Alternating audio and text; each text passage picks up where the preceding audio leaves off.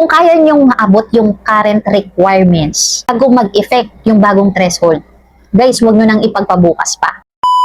Akala ko nung una hindi totoo, guys, pero legit. From 4,000 watch hours to 8,000 watch hours na. From 10 million public shorts views to 20 million public shorts views na. Creators, ang tanong, kaya pa ba? Uunahan ko na kayong mga mamsir, isa to sa pinakamalaking update ngayong taon na nirelease ng YouTube. Halos dinoble yung requirements ngayon para sa mga creators para ma-monetize. But first of all, kailangan pag-usapan muna natin ano ba tong bagong update na to. At bakit kailangan yung maintindihan to, lalong-lalo na sa mga baguhan, kakapasok pa lang sa platform. Because this update, guys, is about monetization requirements. At hindi basta-bastang changes, malaking changes. At alam ko kahit ikaw, naguguluhan ka pa din sa nabalitaan mo. Sa mga hindi pa nabalitaan yung bagong update na to, tara sabay-sabay nating pag-usapan to ngayon. So alam ko may mga magtatanong niya na, ma'am, paano yung mga monetized channel na?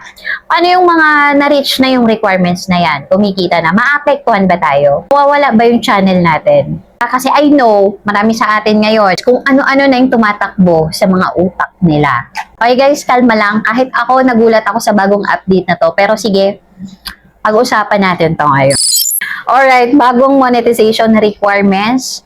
1,000 subscribers plus either 8,000 qualified watch hours sa nakalipas na 365 days or 20 million qualified shorts views sa loob ng 90 days. Yes, mga ma'am sir, 8,000 watch hours na po at 20 million public shorts views.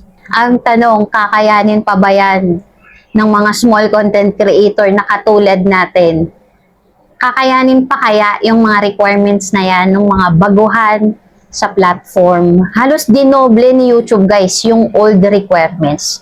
Kaya kung ako sa inyo, kung gusto yung pasukin yung YouTube, this year pasukin nyo na at i-reach nyo na kaagad yung requirements dahil next year, dodoble yung requirements ni YT at mas mahirap nang makapasok next year.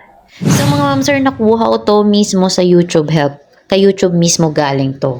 Babasahin ko lang, starting February 1, 2027, YPP o YouTube Partners Program entry thresholds for new creators are changing to 8,000 qualified watch hours in the last 365 days. Okay, that's for long videos, long form videos mga ma'am sir, or 20 million qualified shorts views in the last 90 days. In addition to still needing 1K subscribers. Basically, sabi ko nga kanina, dumoble. From 4,000 to 8,000, from 10 million to 20 million. Kaya maraming mga creator ngayon hindi natin masisisi. Masama yung loob sa bagong update na to. Maraming napapaisip, grabe naman si YouTube. Sabihin na lang niya kung nagbabawas sila or ayaw na nila magpadagdag ng mga creator dito sa platform. Kasi para sa mga kilala na, let's say yung mga kilalang vlogger na, yung mga artista, so baliwala lang sa kanila itong bagong monetization requirements na yan. Diba? Compare naman sa atin ng mga small content creator. Kung yung 4,000 watch hours nga, yung iba inabot na ng ilang taon, hindi pa makuha-kuha yung requirements na yan, paano na lang yung 8,000 watch hours? Yung 10 million public shorts views, kung yung iba nga sobrang hirap na hirap para itulak yung views nila sa mga shorts, how much more yung 20 million public shorts views na next year? So, ayan, para sa katanungan naman na, Ma'am Jem, paano naman yung mga monetized channel na? So, tayong mga monetized channel na o yung mga kaka-monetize pa lang.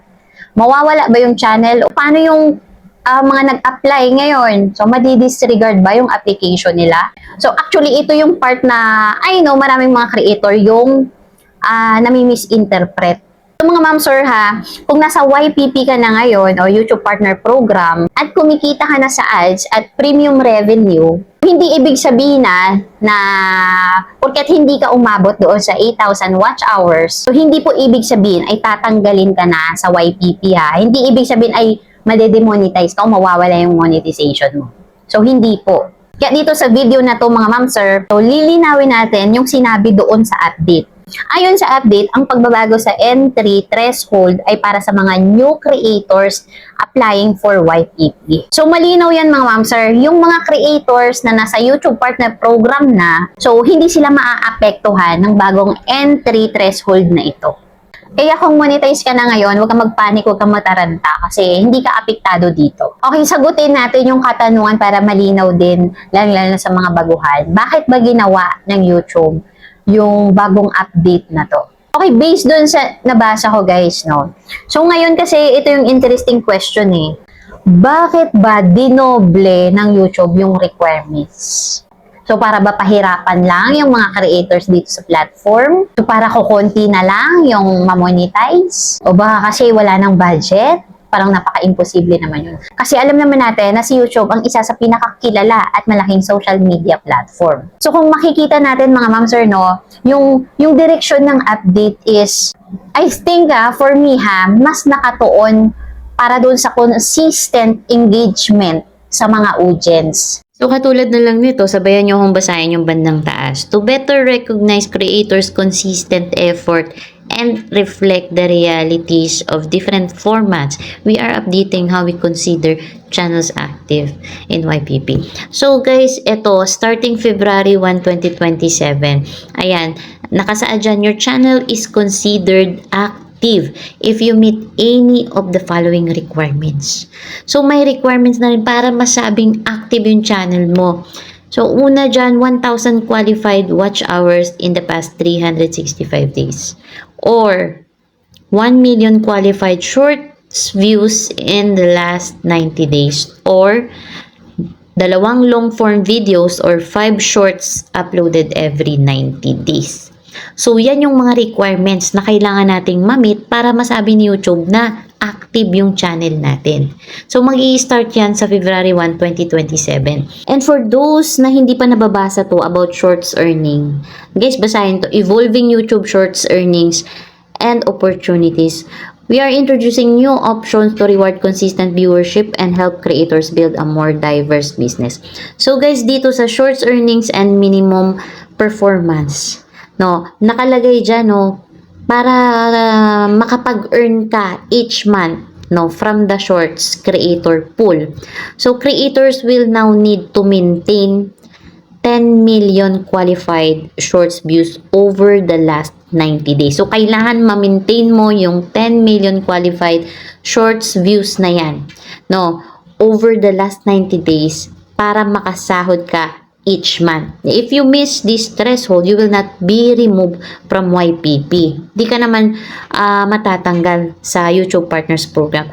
And this will not impact other YPP earnings, including long-form videos. For those na mga creators na baguhan, kaka-start pa lang, actually, may isa akong mai-a-advise sa inyo. Kung kaya niyong maabot yung current requirements bago mag-effect yung bagong threshold, guys, huwag nyo nang ipagpabukas pa. Isang tabi nyo muna yung katamaran ninyo, isang tabi nyo muna yung emotions ninyo. Trabahuhin nyo na kaagad para maabot nyo yung current requirements ngayon.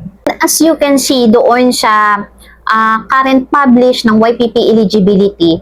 So, nakalista o nakasulat pa rin doon yung 1,000 subscribers plus 4,000 valid public watch hours o 10 million valid public shorts views. So, meaning, pwede pa tayong humabol. Kaya guys, huwag na kayong magsayang ng oras, huwag na kayong magsayang ng araw, ng panahon. Hanggat hindi pa umi-effect yung bagong threshold at ito pa yung nakasulat sa current publish ng YPP eligibility, i-push nyo na ma-reach yung requirements or current requirements ng platform na yun. Ako yung pagkakaintindi ko, yung bagong higher threshold na yun ay nakatakda na magsimula o mag-start sa February 1, 2027 para sa mga bagong creators. Kaya mga ma'am sir, kung ikaw ay nasa 800 subscribers na ngayon, 900 subscribers, meron ka ng 2,000 watch hours or 3,000 watch hours, trabahuhin mo na, huwag ka na magsayang ng oras, huwag ka na magsayang ng araw. Yung titigil, push lang, ilaban nyo yan, dahil yung bawat video nyo ngayon guys, napaka-importante yan. Malay mo, makapag-upload ka na biglang mag-viral yan, mag-boom yung watch hours mo, ma-monetize ka kaagad. Okay, unang-una, pagkatapos mong malaman itong bagong update na to, huwag kang magpanik. Huwag kang magpapanik at kasi sa pagpapanik mo na yan, sige, gawa ng video, mawawala yung quality ng mga video mo. Sa halip na maraming makakapanood, maipupush siya ng algorithm, tataas yung watch hours. Huwag kang magpanik. Focus ka dun sa goal na makagawa ka ng mga quality na video para may chance na maipush ng algorithm yan, tumaas yung subscribers, yung watch hours, yung watch time ng mga videos mo. Make sure na nasusunod yung policy sa YouTube. Kahit na ma-reach pa natin yung mga requirements na yan, kung may na-hit ka na policy or ipinagbabawal dito sa YouTube, so mataas yung chance na ma-reject pa rin yung application mo for monetization at magkaroon ng problema in the future. Huwag pa rin mawala ng pag-asa at ituloy pa rin, lalo na yung mga nangangarap talaga na gustong maging creator dito sa platform. Ayun guys, if you think na nakatulong sa inyo yung video na to, if you think na nagustuhan nyo, please like and subscribe at i-hit nyo yung notification bell para lagi kayong updated sa mga bagong updates sa YouTube, mga bagong tips. Ayan guys, sa mga bagong policy dito sa YouTube. Ay guys, bago ko pala makalimutan, gusto ko rin pala magpasalamat doon sa mga channel members ko, sa mga existing members natin. Meron pala tayong bagong member nakaraan, kakapasok lang. And thank you so much po sa pag-avail ng ating membership. Ayan, more power and God bless po everyone. And also sa mga bagong subscribers po natin, sa mga dating subscribers na patuloy na nakasuporta sa channel natin, sa mga bagong uploads, sa mga video natin na ina-upload dyan sa comment section. Thank you so much guys. I hope, I wish makasama ko pa kayo ng matagal and lahat tayo sumakses dito sa YouTube.